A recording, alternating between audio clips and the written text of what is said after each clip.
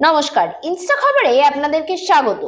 Iran বুধবার দাবি করেছে যে তারা মার্কিন নৌবাহিনী ডেস্ট্রয়ার জাহাজ ইউএসএস ফিটজেরাল্ড কে ইরানি জলসীমার কাছে পৌঁছানোর সময় রেডিও বার্তার মাধ্যমে সতর্ক করেছিল, যার পরে জাহাজটি তার পথ পরিবর্তন করে।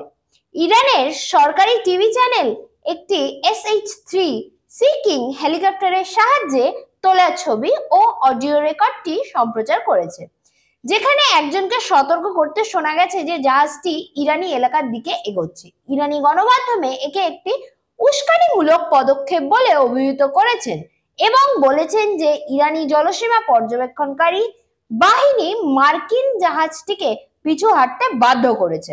মিশনে কোনো প্রভাব পড়েনি। IRGC ভুল তথ্য বলল মার্কিন যুক্তরাষ্ট্র।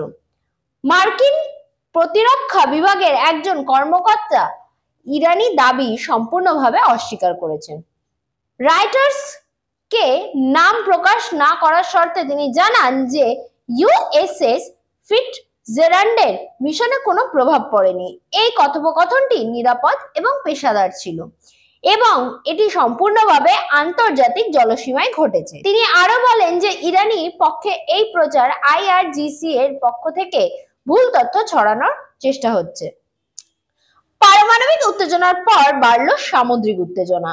এই সংঘর্ষ এমন এক সময় ঘটেছে যখন সম্প্রতি আমেরিকা ইরানের পারমাণবিক স্থাপনাগুলোকে হামলা চালাচ্ছে।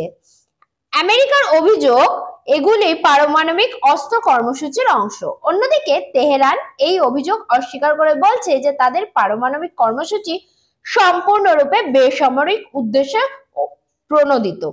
তবে সাম্প্রতিক দিনগুলিতে আঞ্চলিক স্তরে দুই দেশের মধ্যে উত্তেজনা বাড়ছে, বিশেষ করে হরমুজ প্রণালী এবং ওমান উপসাগরের মতো সংবেদনশীল জলসীমায়। তেহরান এবং ইসরায়েলের মধ্যে 12 দিন ধরে চলে সংঘাতের সময় 22 জুন ইরানের পারমাণবিক স্থানগুলিতে মার্কিন বিমান হামলার পর এই সর্বোচ্চ ঘটনাটি ঘটল।